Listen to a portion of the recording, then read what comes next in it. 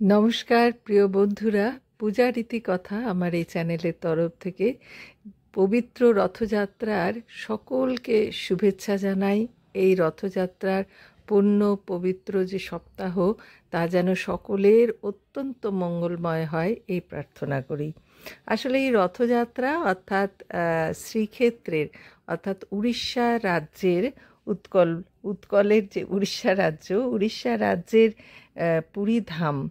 আমরা জানি স্কন্দপুরাণ, ব্রহ্মপুরাণ, নারদ পুরাণ, অনেক পুরাণেরই উৎকল পর্বে বদ্রীনাথ, রামেশ্বরম, দ্বারকা আর তার সাথে আছে জগন্নাথ ধাম। এই মিলেই হচ্ছে আমাদের সনাতন ধর্মের পবিত্র চার ধাম।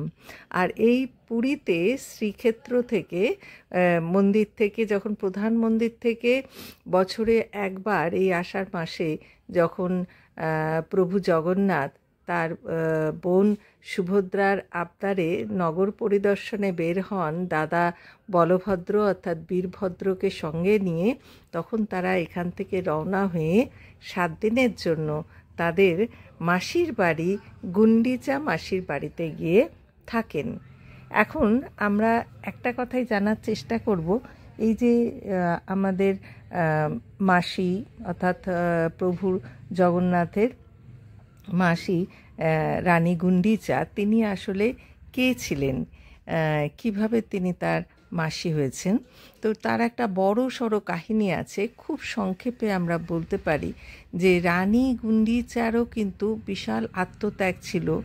আর জগন্নাথ প্রভু, বলরাম এবং ভগিনী সুভদ্রার যে এই ইনকমপ্লিট যে মূর্তি, অর্থাৎ হাত পা সম্পূর্ণ কিছু তৈরি না হয়ে যে মূর্তিকে আমরা দেখতে পাই, যদিও এটা অত্যন্ত তত্ত্বভাবে যদি আমরা দেখি, তাত্ত্বিক দিক থেকে তারা ঈশ্বর পরম ব্রহ্ম আমাদের নিরাকার তারই ইঙ্গিত প্রদর্শন করছে। যদিও তো সেদিকে না গিয়ে আমরা যদি ঘটনার কথা মনে করি, তাহলে আমরা আমাদের যে প্রাচীন কথায় পুরাণে যার কিছু উল্লেখ আছে সেখান থেকে আমরা জানতে পেরেছি যে যখন সত্যযুগে এই মন্দির যখন তৈরি হয়েছিল, প্রভু জগন্নাথ যাকে স্বপ্নে দেখা দিয়েছিলেন তিনি ছিলেন শ্রী বিষ্ণুর পরম ভক্ত মালব্য রাজ্যের রাজা ইন্দ্রদ্যুম্ন। আর এই গুন্ডিচা দেবী ছিলেন এই ইন্দ্রদ্যুম্নর রাজার পত্নী রানী গুন্ডিচা। তো তিনি ইন্দ্রদ্যুম্নকে স্বপ্ন দেখালেন যে তুমি এই শ্রীক্ষেত্রে একটি মন্দির স্থাপন করো, এখানে তুমি আমাকে স্থাপন করতে পারবে। তা তিনি তখন কোথায় বিরাজ করছেন জগন্নাথ প্রভু? তখন তিনি আছেন শবরদের রাজা বিশ্ব বসুর কাছে। অর্থাৎ তিনি তখন নীলমাধব নামে গভীর জঙ্গলের ভিতরে তিনি তাদের কাছে এটি গোপন গুহার ভিতরে পূজিত হচ্ছিলেন। এবং তার যে সেই নীল মানে অপূর্ব এক পবিত্র বিচ্ছুরিত আলো, সেই আলোর পূজারী একমাত্র ছিলেন এই শবরদের রাজা, শবর জাতির রাজা বিশ্ব বসু। তো সেইখানে আর কারোর তা দেখার বা পুজো করার বা সেখানে যাওয়ার কোনো অধিকার বা অনুমতি তখন ছিল না।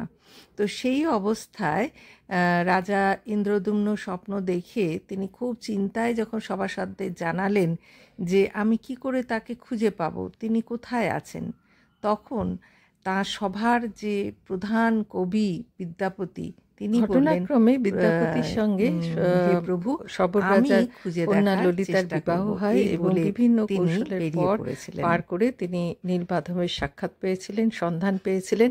কিন্তু যখন তিনি এসে রাজা ইন্দ্রদ্যুম্নকে জানিয়েছিলেন, তারপর যখন রাজা সেখানে গিয়ে উপস্থিত হন তাকে কিন্তু আর খুঁজে পাওয়া যায়নি।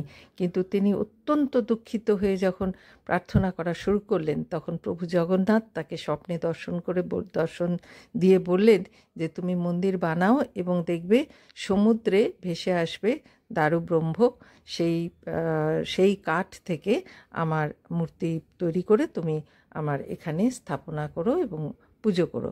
তো সেই সময় সেই ঘটনাই ঘটলো। পরবর্তীতে সেই কাঠ কীভাবে এলো এবং তার ভিতরে কিভাবে ব্রহ্মতত্ত্ব এলো সেটা পরবর্তী ভিডিওতে অবশ্যই বলবো। এখানে একটা কথাই বলতে চাইছি যে রানী গুন্ডিচা কেমন করে তিনি মাসি হয়ে আমরা সকলেই জানি যে স্বয়ং বিশ্বকর্মা তিনি একজন বৃদ্ধ কারিগরের রূপ ধারণ করে এসে রাজাকে বলেছিলেন, কারণ কেউই সেই কাঠ কেটে মূর্তি বানাতে পারছিলেন না এবং তারও অনেক কাহিনী আছে।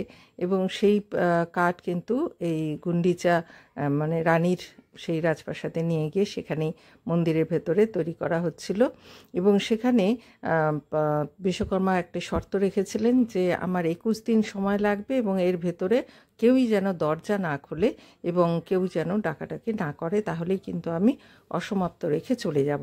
কিন্তু 14 দিনের মাথায় কোনো সাড়া শব্দ না পেয়ে রানী গুন্ডিচা অত্যন্ত আশঙ্কিত হয়ে এবং খুব আতঙ্ক হয়ে তিনি নির্দেশ দিলেন যে না, দরজা খুলতেই হবে, কিছু হয়ে গেল কিনা।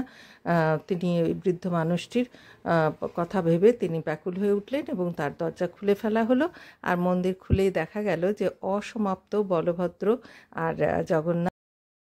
অসহায় রাজার কান্নাকাটি এবং প্রার্থনায় জগন্নাথ প্রভু আবার স্বপ্নাদেশ করলেন যে আমাকে এই রূপেই, এই অসমাপ্ত রূপেই তুমি মন্দিরে স্থাপন করে পূজা করো, তাহলেই আমি এখানে বিরাজমান থাকব। যখন এই মন্দিরের সেই পবিত্র রহস্যময় কাহিনী যখন চতুর্দিকে ছড়িয়ে পড়তে লাগলো, তখন রাজা ইন্দ্রদম্ন প্রতিজ্ঞা করলেন যে না, আমি কোনো সন্তান গ্রহণ করব না, কারণ আমি যদি সন্তান রাখি তাহলে তারা এই মন্দিরের মাহাত্ম্য, এই প্রভুর মাহাত্ম্যকে খর্ব করে নিজেরা আমরা বানিয়েছে এই গর্ব, এই অহংকারেই এই প্রভুর মাহাত্ম্যকে খর্ব করার চেষ্টা করবে, তাই তিনি সন্তান নেবেন না। এই কথা শুনে রানী গুন্ডিচা খুব দুঃখিত হয়েছিলেন, ব্যথিত হয়ে যখন প্রভুর কাছে বলেছিলেন যে আমি মা হতে পারবো না, তাহলে তো আমি নারী হিসাবে একেবারেই ব্যর্থ। তখন প্রভু তাকে বলেছিলেন যে না, আমি তোমার সন্তান হয়ে থাকবো, তোমাকে আমি মাসি বলে গ্রহণ করলাম। মাসি মানে তো মাই হয়।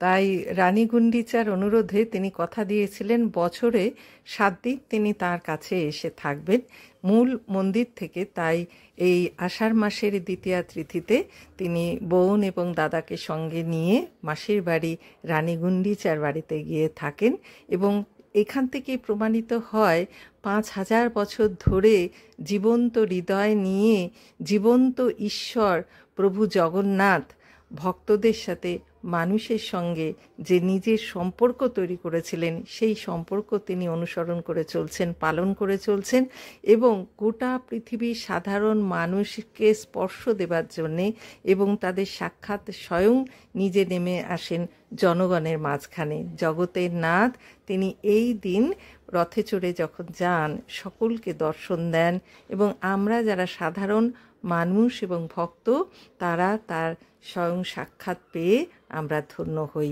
তাই সকলের রথযাত্রা মঙ্গল হোক।